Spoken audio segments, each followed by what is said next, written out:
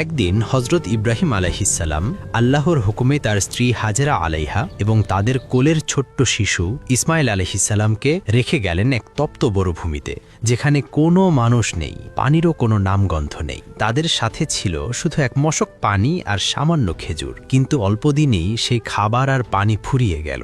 শিশু ইসমাইল তৃষ্ণায় ছটপট করে কাঁদতে লাগলেন।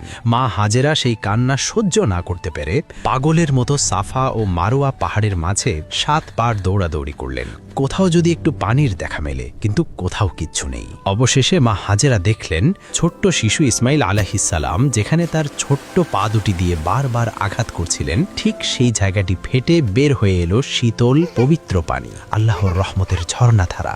তিনি আনন্দে আত্মহারা হয়ে বললেন, জমজম, মানে থাম, অর্থাৎ পানি যেন বয়ে না যায়। তাই তিনি চারপাশ থেকে মাটি দিয়ে আটকে দিলেন।